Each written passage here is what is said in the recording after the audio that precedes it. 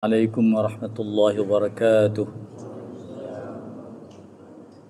Alhamdulillahirabbil alamin wassalatu wassalamu ala asyrafil anbiya'i wal mursalin wa ala alihi wa sahbihi ajma'in, amma ba'd. Hadirin hadirat sidang jemaah salat maghrib yang dirahmati Allah. Tafsir kita pada malam ini akan membacakan ayat 20 dari surat Saba.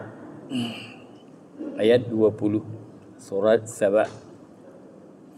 A'udzu billahi minasyaitonir rajim. Wa laqad saddaqa 'alaihim iblisu dhannah fattaba'uhu illa fariqan minal mu'minin. Dan sesungguhnya iblis telah dapat membuktikan kebenaran sangkaannya. Fattaba'uhu, sangkaannya terhadap mereka, lalu mereka mengikutinya. Illa fariqan minal mu'minin, kecuali sebahagian orang-orang yang beriman. Kisah sebelumnya adalah kisah penghuni atau rakyat negeri Sabah yang menyembah matahari, menolak menyembah Allah dan menyembah matahari. Maka kepada mereka diberikan musibah-musibah. Di antara yang paling besar adalah banjir. Setelah banjir, pohon yang bermanfaat berganti menjadi pohon, tumbuh pohon lain, pohon yang pahit dan pohon berduri yang mungkin tidak ada manfaatnya. Itu kutukan Allah Subhanahu wa taala atas keingkaran mereka kepada Tuhan. Dan mereka itu sebagaimana tersirat dalam ayat yang lain bahwa adalah penduduk negeri Sabah yang rajanya seorang putri, permaisuri, seorang putri, raja perempuan yang bernama Balqis. Kemudian ayat yang baru kita bacakan tadi, saddaqa wa laqad saddaqa alaihim iblisu dhannah. Iblis telah mendapat membuktikan kebenaran sangkaannya. Apa yang dibuktikan oleh iblis? Bahwa setiap ada orang yang sesat, tidak boleh tidak bahwa iblis punya saham. Iblis ikut menyesatkan orang. Apalagi penyembah berhala, seperti dikatakan sebelumnya, seakan-akan berhala itu bergerak. Seakan-akan berhala yang mati itu adalah nyata, hidup.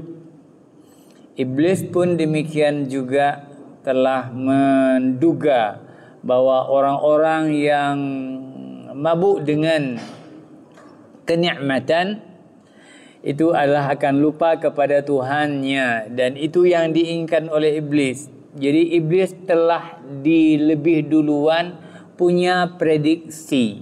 Dalam ayat ini menggambarkan iblis punya prediksi, persangkaan. Nah, ini kalau begini orangnya, tentu dia nanti akan kufur. Sebab janji Allah tidak boleh meleset. Untuk kita boleh berpegang misalnya pada alhaakumut takatsur. Alhaakumut takatsur.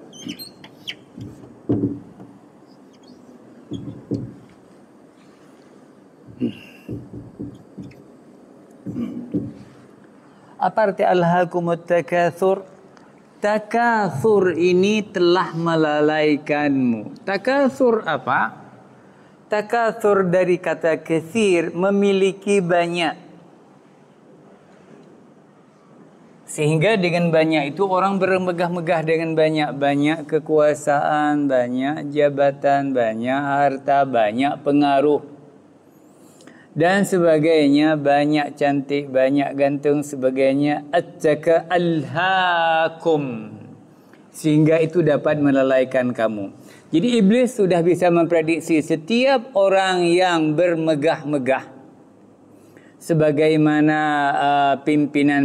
sebahagian daripada pimpinan-pimpinan negeri ini yang sibuk dengan bermegah-megah, maka itu akan melalaikan. Lalaikan dari apa? Dari kewajiban terhadap Allah Subhanahu wa taala. Karena kita dalam umat Islam ada dua arah kewajiban. Kewajiban terhadap Allah dan kewajiban terhadap rakyat sesama manusia. Termasuk kepada pemimpin. Kalau sudah lalai dengan bermegah-megah, dengan berfoya-foya kenikmatan, maka tidak akan cepat sadar. Kapan sadarnya orang yang sudah tenggelam, hanyut dalam kemewahan? Kapan sadarnya? Ayat kedua. Hatta zurtum. Zurtum kita ambil di sini. Zurtumul sebentar. Ziarah zurtumul maqabir.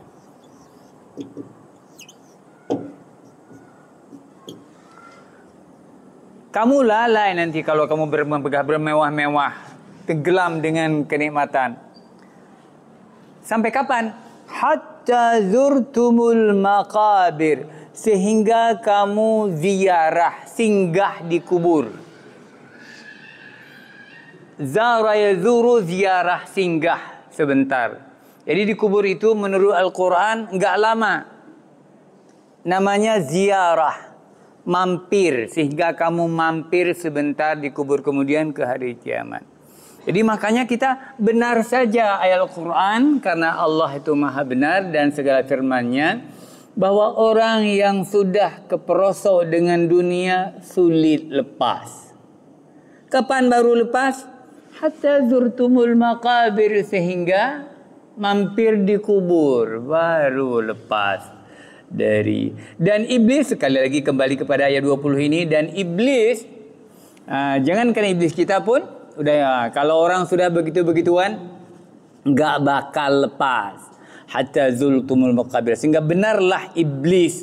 Apa benarnya? Benar dugaannya orang yang mengingkari nikmat Allah itu kufur, katakanlah, akan hancur lebur. Fattaba'uhu, dan maka mereka berbondong-bondong ramai mengikut iblis. Illa fariqan minal mu'minin, hanya segolongan kecil. Di saat suatu kampung, suatu daerah, suatu bangsa ramai dalam hal negatif, maka yang tidak terlibat sedikit. Fariqan minal mu'minin, sekelompok kecil daripada orang. Yang lain tenggelam semuanya.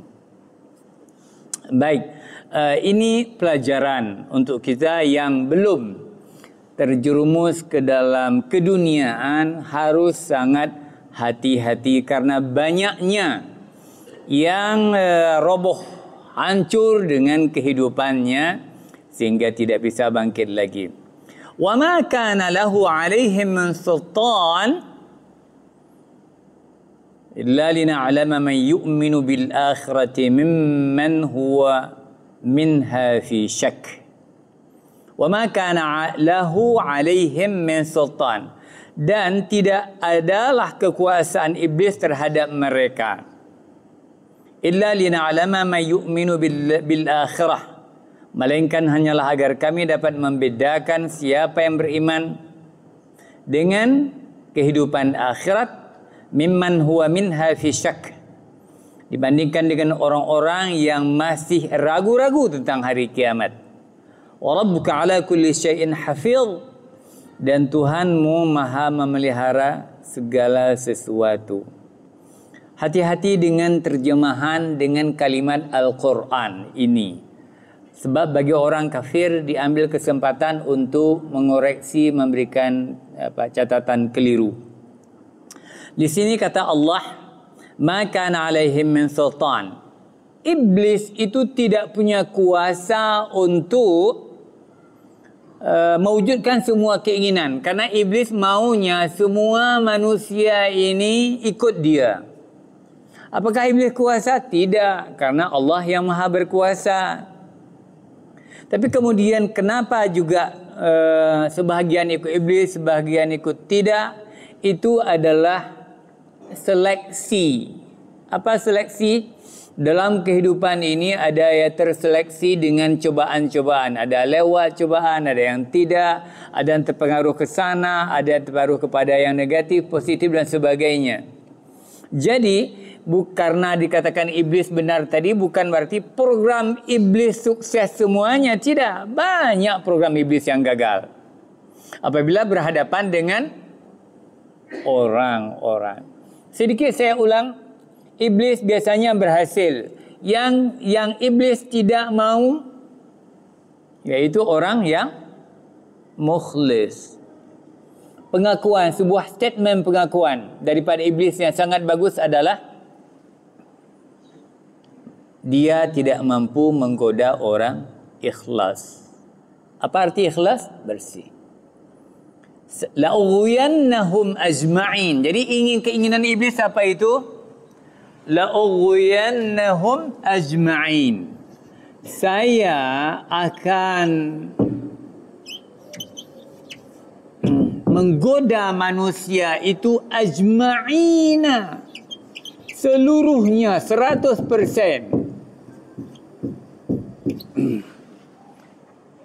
Program iblis berapa? Digoda semuanya. Aghwiyannahum ajma'in. Tapi ada orang, dari semua itu ada sekelompok yang dia tidak mau berurusan. Iblis tidak mau berurusan dengan kelompok kecil. Illa ibadaka minhum al-mukhlasin. Orang yang dibersihkan oleh Allah atau orang yang ikhlas. Orang yang ikhlas, kalau seseorang diketahui oleh iblis dia ikhlas, iblis tidak mendekat. Salah satunya siapa yang terkenal dalam riwayat? Umar bin Khattab. Umar bin Khattab adalah orang yang sangat ikhlas. Digoda? Tidak. Kalau idza salaka Umar fajjan, jika Umar itu berjalan pada satu lorong, wasalaka iblis fajjan akhar, iblis cari lorong yang lain jalannya supaya tidak berpapasan dengan Umar. Jadi apa kesimpulan kita? Rupanya kalau kita ikhlas, iblis saja takut, tidak berani. Tapi kalau tidak ikhlas, berarti remeh-remeh iblis ngumpul. Asal kita duduk, dia pun duduk ngumpul. Begitu kiranya laporan alam gaib melalui ayat Al-Quran dan hadis tentang iblis.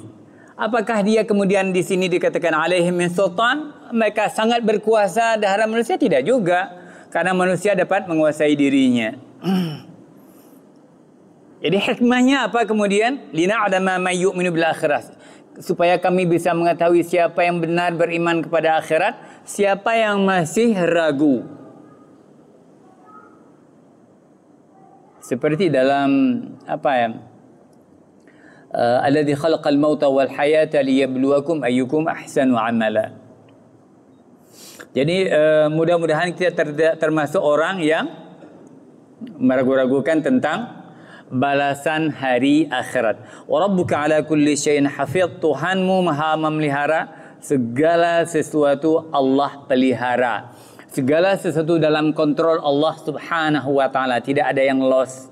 Tidak ada yang lepas dari kontrol Allah Subhanahu wa ta'ala. Apakah Allah lost control pada jin atau iblis? Tidak. Allah kuasai semuanya. Kita lanjutkan. Qul ud'u alladhina za'amtum min dunillahi la yamlikuna mithqala dharratin fis samawati wala fil ard wa ma lahum fihima min syirk wa ma lahu minhum min zahir. Apa artinya? Qul id'u alladhina za'amtum min dunillah. Ini disuruh katakan kepada orang-orang yang tidak menyembah Allah, terutama sekali dalam kisah ini adalah kaum negeri Sabah. Apa yang dikatakan di sini? Ud'u alladhina za'amtum min dunillah. Serulah atau mintalah alladhina za'amtum min dunillah, orang mereka yang kamu anggap sebagai Tuhan selain Allah. Di sini Allah mempersilakan melalui Nabi Muhammad, biarkan orang-orang itu meminta kepada selain Allah, berseru kepada selain Allah. La yamlikuna mithqala dzarratin fis samawati wala fil ard. Mereka tidak memiliki kekuasaan seberat zarrah pun di langit dan di bumi. Orang, benda yang diklaim sebagai mewakili Tuhan atau menyamai Tuhan, sesembahan-sesembahan, tidak punya kekuatan, termasuk iblis tadi, di langit dan di bumi. Sebesar zarrah. Sebesar apa zarrah? Kalau zarrah itu diibaratkan atom, sebesar atom pun artinya tidak ada sama sekali kekuatan, kekuasaan atau pemilikan. La yamlikun, tidak memiliki. Memiliki dalam arti menguasai, memiliki dalam arti memang memiliki sebuah benda. Tidak ada yang kita dakwakan. Seperti orang-orang yang menyembah patung berhala, termasuk patung berhala orang-orang yang menyembah. Kalau yang sering dalam selain patung dan berhala dalam kalimat Al-Quran itu adalah taghut. Taghut. Dalam Al-Quran ini, dalam Al-Quran sering disebut selain setan itu taghut. Setan juga masuk taghut. Taghut itu apa? Taghut itu kekuasaan yang di benda, orang, ataupun kekuasaan ataupun apapun yang dijadikan sebagai Tuhan oleh manusia, yang dijadikan sebagai dewa, yang dianggap sangat berkuasa. Itulah dia taghut. Kalau memang itu seorang ulama yang menyimpang, dia banyak pengikutnya, dia taghut. Setan taghut. Pemerintah kalau sangat menyimpang dari segi istilah bisa disebutkan, walaupun kita tidak menyebutkannya, tidak menyebutkan pemerintah kita, pemerintah taghut. Itu istilah saja, istilah saja. Kita tidak sebut. Al-Quran, senang atau tidak senang orang, dia mempunyai titel itu, taghut. Kapan? Di saat dia menyimpang. Seperti kata Al-Quran, Qul ya ayyuhal kafirun. Katakanlah wahai orang-orang kafir. Al-Quran menyebutkan orang yang tidak masuk Islam itu kafir. Kemudian kafir protes. Kok kami dibilang kafir? Ya. Kalau tidak mau dibilang kafir, masuk ke Islam, tidaklah kafir lagi. Kan begitu. Jadi mereka di luar. Kenapa berdiri di luar? Kamu disebut kafir karena berada di luar Islam. Coba masuk. Langsung dibilang mukmin. Kalau mukmin, masuk. Kalau tidak mau mukmin, keluar. Jadi apa? Kafir.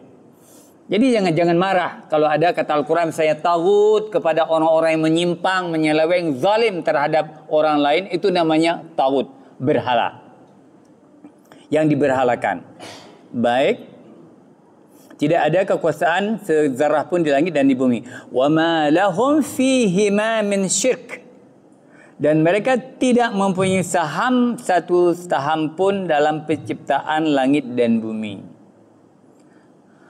Allah di saat menciptakan langit dan bumi dan seisinya, siapa yang menolong, siapa yang membantu, siapa yang ikut-ikutan? Tidak ada. Tidak ada yang menolong Allah Subhanahu wa taala karena tidak punya kekuatan. Apalagi Allah di saat menciptakan sesuatu, idza arada syai'an jika Allah menginginkan terjadinya sesuatu, ayyaqula lahu, Allah mengatakan pada sesuatu yang akan jadi itu, yang belum terjadi itu, kun, jadilah. Fayakunu, maka jadi. Tak usah buat. Enggak ada manusia yang seperti itu membuat segala sesuatu. Apapun yang dibuat oleh manusia ada proses. Babak awal, pertengahan, penyiapan, penyempurnaan dan sebagainya. Orang buat perabot, orang buat kertas, orang buat makanan, semua enggak ada buat makanan kun fayakun. Nah, orang pegang roti, kun, jadilah. Atau di hidangan, meja makan, kun fayakun, penuh meja makan. Enggak ada. Enggak ada, tidak bisa. Makan aja susah. Mensyirk, tidak sekutu atau yang membantu sebagai memberikan kontribusi atau saham. Wa ma lahu minhum min zahir. Dan di antara mereka yang tidak ada di antara mereka yang menjadi pembantu bagi Allah. Allah tidak mempunyai pembantu. Sehingga ada ayat lain misalnya yang menuduh bahwa malaikat itu anak Allah. Anak perempuan Allah, malaikat itu. Atau ada orang seperti Nasrani yang menganggap bahwa Allah punya anak. Enggak perlu kepada anak. Karena manusia yang perlu kepada anak. Manusia sangat perlu kepada, tapi Allah tidak perlu. Sebab kalau bagi seorang manusia, anak itu sebagai apa? Perlipur lara, tempat mencurahkan kasih sayang. Anak itu bisa menolong orang tua dan sebagainya. Selalu ada timbal balik antara anak atau orang tua dengan anak. Kebutuhan. Allah tidak butuh, Allah tidak perlu kepada seorang anak yang diperlukan oleh manusia. Apa yang diperlukan, sangat diperlukan oleh manusia kepada anaknya? Putra. Orang tua apa yang diperlukan sama anaknya? Yang sangat diperlukan oleh orang tua dari anaknya ialah waktu dia mati, orang tua meninggal, masuk kubur, itu pertolongan yang sangat besar dari anak. Anak bisa mendoakan orang tua dari tidak masuk syurga sehingga masuk syurga karena didoakan oleh anak. Dan Allah berikan hak. Awaladin salihin yad'u lahu, anak yang salih yang berdoa kepadanya. Jika ada anak sedikit atau banyak tidak memberi manfaat, terutama setelah mati, Nabi mengatakan itu adalah orang mandul. Orang mandul. Ada anak ya Rasulullah? Memang ada anak, tapi tidak ada manfaat. Tidak ada manfaat, terutama sekali setelah kematian. Si penolong utama adalah anak. Apalagi kalau ada anak, menurut ilmu Al-Quran, tentang hafalan Quran, kalau ada anak sampai 3 orang hafiz Quran, orang taat, yaitu semua akan menarik orang tuanya ke dalam syurga. Tidak ada orang lain. Bagi siapa yang tidak memperoleh sesuatu dari anak, insya-Allah itulah dia orang yang sangat merugi. Salah siapa? Wallahu a'lam. Salah siapa? Jawaban itu ada di masing-masing. Terus kita lanjutkan ayatnya. ولا تنفع الشفاعة عنده إلا لمن أذن له حتى إذا فزع عن قلوبهم قالوا ماذا قال ربكم قالوا الحق وهو العلي الكبير ولا تنفع الشفاعة عنده. Dan tidak berguna syafaat di sisi Allah melainkan bagi orang yang telah diizinkannya memperoleh syafaat. Baik, ini sudah jelas dalam Al-Quran. Syafaat itu memang Nabi Muhammad yang memberikan, tapi izinnya dari Allah. Nabi Muhammad hanya menyerahkan saja fasilitas syafaat. Penentuannya dari Allah. Kalau ini di luar Al-Quran, ini hanya bahasa mungkin sekedar rekayasa kita. Kalau misalnya Nabi mengatakan, ya Allah, ini ada depan orang depan saya, boleh dikasih syafaat? Jika Allah mengatakan, oh ya anak. Yang lewat misalnya, mohon maaf, misalnya lewat di depan Nabi Muhammad Abu Lahab misalnya, paman beliau. Mungkin Nabi akan bertanya, ini Abu Lahab ini bagaimana? Enggak ada, lewat, enggak ada. Lah datang lagi Abu Talib, paman yang menolong saya. Terserah sama Allah Subhanahu wa taala. Syafaat seperti itu. Tapi yang sudah pasti syafaat apa itu? Iqra'u al-Qur'ana, baca Al-Quran. Fa innahu, maka sesungguhnya dianya Al-Quran, ya'ti yaumal qiyamati, dia akan datang pada hari kiamat, syafi'an li ashabihi, menolong memberikan syafaat untuk yang membacanya. Itu yang pasti. Siapa yang baca Quran banyak, menghafal banyak, mengulang-ulang banyak, dan mentadabbur banyak, dialah yang menjadi penolong di hari syafi'an, pemberi syafaat di hari kiamat. Kita disuruh ada syafaat Al-Quran sedikit, tambah lagi syafaat Nabi, insyaAllah lulus ke syurga. Baik. Tidak berguna syafaat bagi orang yang sesat, illa liman adinahu, kecuali orang yang diberikan izin oleh Allah. Hatta idza fuzi'a an qulubihim. Ini tambahan cerita dari Al-Quran. Sehingga jika telah dihilangkan ketakutan dalam hati mereka. Orang kafir adalah orang yang sangat takut di hari kiamat. Tapi ada seketika menurut tafsir, mereka itu dihilangkan ketakutan. Kenapa? Untuk ditanyakan sesuatu pada orang yang tenang, tidak lagi takut. Dengan kuasa Allah diberikan ketenangan sebentar kepada orang kafir untuk diajukan pertanyaan. Mada qala rabbukum? Apa yang dikatakan oleh Allah kepadamu? Apa yang telah difirmankan kepadamu? Apa yang telah diperintahkan, yang ditugaskan kepadamu? Qalu al-haq, mereka mengatakan benar. Jadi semua orang kafir di hari kiamat akan membenarkan Allah Subhanahu wa taala. Kenapa? Sudah terjebak, tidak bisa kembali ke dunia, mau tidak mau mengakui benar Islam, benar kalau Allah dulu melarang ini dan itu karena akan ada hukuman di hari kiamat, dan benar hukuman di hari kiamat. Wa burrizatil jahimu liman yara, dan pada hari padang mahsyar itu dinampakkan jahim, neraka, liman yara, bagi orang memandang. Neraka di depan mata, dan neraka itu diberikan kepada orang yang durhaka kepada Allah. Sudah nampak. Hanya saja kenyataannya tidak ada yang takut. Negeri kita sudah banyak, bertambah banyak orang yang tidak takut kepada ancaman-ancaman. Ada yang bilang neraka, banyak orang tidak takut. Dulu takut, sekarang sudah berani, tidak takut lagi neraka. Sehingga mereka bisa berbuat apa saja. Takut kena neraka? Oh tidak, kami tidak takut. Masya Allah.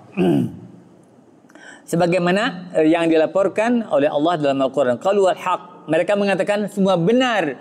Yang dijanjikan Allah dulu, semua benar.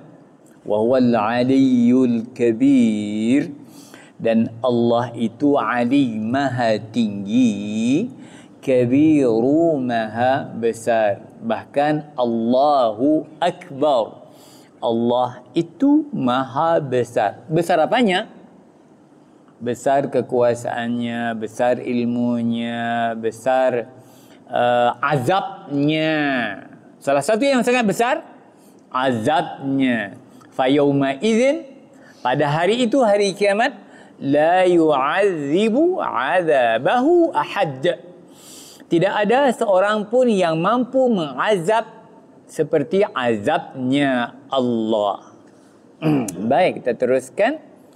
Qul man yarzuqukum minas samawati wal ard. Qulillah. Wa inna apa ini? Wa inna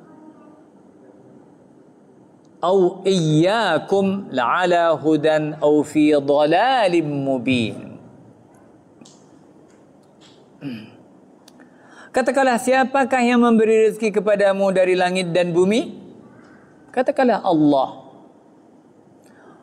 Wa inna au iyyakum, dan sesungguhnya kami atau kamu orang-orang musyrik,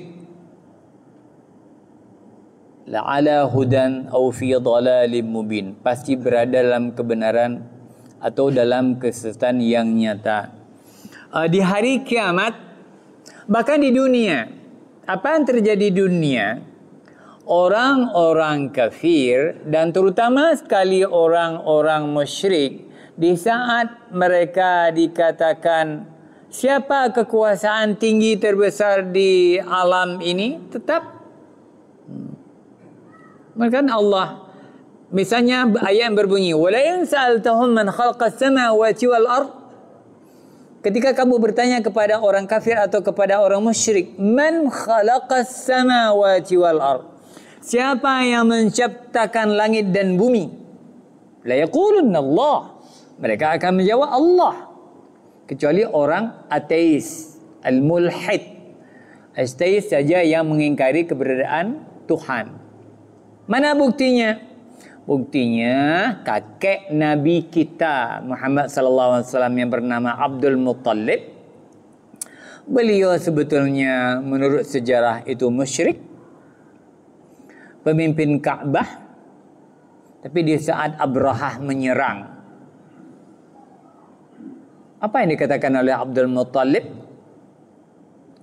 Ka'bah, silakan serang wahai Abrahah. Itu Ka'bah itu bukan milik saya. Milik siapa juga? Milik Allah. Yang milik kamu apa? Yang milik saya adalah ternak. Seluruh ternak yang kamu tangkap wahai Abrahah, kembalikan semua. Dikembalikan. Karena udah ditanya sama Abu Talib siapa pemiliknya. Itu ternak saya, jangan tangkap. Lepas. Kalau Ka'bah itu punya Allah. Kalau kamu berani silakan. Sehingga turun ayat Alam tara kaifa fa'ala rabbuka bi ashabil fil. Siapa ashabil fil itu? Bagaimana alam tara, bagaimana kamu melihat, bagaimana pendapatmu? Kaifa fa'ala rabbuka, bagaimana Allah bertindak bi ashabil fil, dengan tentara gajah. Siapa tentara gajah? Ya Abrahah. Cuma tidak disebut nama oleh Allah dalam Al-Quran. Baik. Yang berada dalam kesesatan tentu orang-orang kafir, orang musyrik. Dan yang berada dalam hudan, petunjuk, itu adalah orang-orang yang beriman. Qul la tus'aluna amma ajramna wa la tus'alu amma ta'malun. Katakanlah, kamu tidak akan ditanya bertanggungjawab tentang dosa yang kami perbuat. Ini kejadiannya adalah di hari akhirat. Kata orang-orang yang menyimpang dari jalan benar apa? La tus'aluna amma ajramna. Kamu wahai orang mukmin, wahai Rasul, tidak akan dipertanggungjawabkan tentang dosa kami. Wala nus'alu amma ta'malun. Dan kami juga tidak akan ditanya tentang apa yang kamu perbuat. Jadi di sini sama-sama. Kalaulah orang-orang yang berdosa, orang-orang yang menyimpang dari jalan benar, misalnya kita di yang benar, ada sekelompok lagi yang tidak benar. terutama kelompok benar itu adalah Rasul. Apakah nanti Rasul akan mempertanggungjawabkan perbuatan orang kafir? Tidak, sama-sama tidak. Maka dalam Islam adalah apa namanya prinsip dalam Islam itu wala taziru waziratun wizra ukhra. Alhamdulillah. Wala taziru wala taziru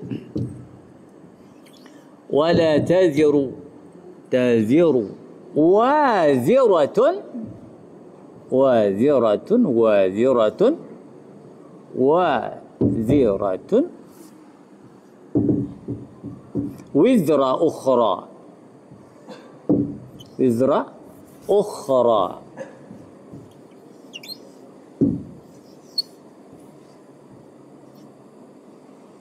wizra ukhra. Prinsip ini menjadikan orang Islam itu berbeda dengan orang Nasrani misalnya. Karena orang Nasrani itu meyakini ada dosa warisan. Kalau kita wala taziru wazratun wizra ukhra. Seseorang itu tidak menanggung. Seseorang yang berdosa tidak menanggung dosa orang lain. Sisi penanggung tidak menanggung dosa orang lain. Dosa orang lain ya dia sendiri, dan kita tidak